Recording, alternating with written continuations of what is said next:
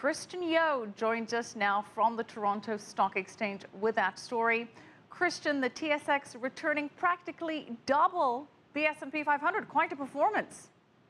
Quite a performance indeed, Michelle. There's been bullish confidence here in Toronto since the start of 2014, and the TSX composite really hasn't disappointed. We've seen about 14% growth for Canada's index of leading shares. That's a real reversal of roles compared to last year, when investors here were green with envy as the S&P 500 trailblazed a real recovery. Now, 2014 has been Canada's year, specifically the energy sector's year. What most people want to know is how long can this winning streak continue?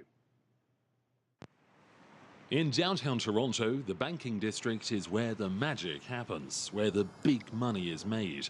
Oil, gas and mining might be in Western Canada, in Alberta, Saskatchewan and British Columbia, but right here around Bay Street is where the market decides which companies are hot and which are not.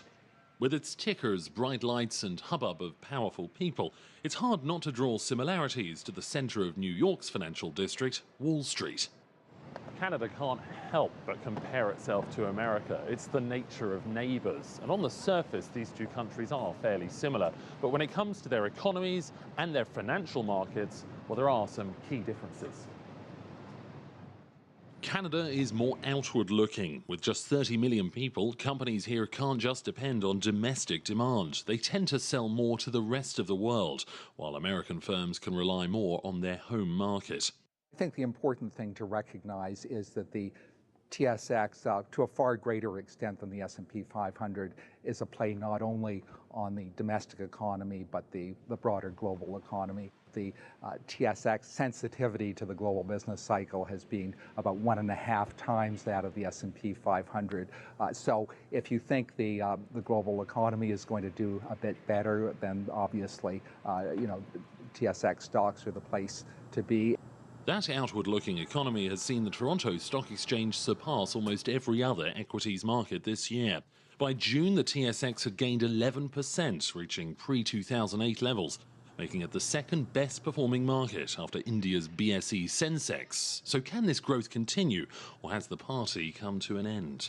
We're probably looking at more modest growth this year. The long-term real return from the TSX has been of the order of 6%, and that would equate to a target of the order of 16,500 by the end of next year, which is a little bit stronger than the U.S.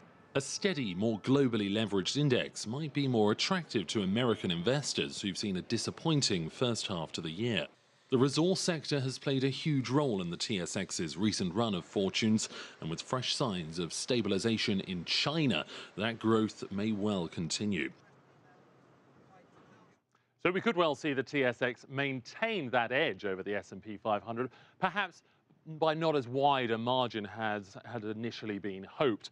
The reason for that is that we are exposed more to the global picture, and it's not looking too good right now. There's more doom and gloom around the Eurozone, Argentina, of course, having problems, and elsewhere there's weaknesses as well. The important thing is, though, that Canada's two most important, biggest trade partners, the US and China, they're doing slightly better. That's great news for manufacturing, for resource and energy companies that dominate the index up here, Michelle. All right, Christian, and we're going to focus on the U.S. economy with our next guest. Thank you so much, Christian Yeo, live from the Toronto Stock Exchange.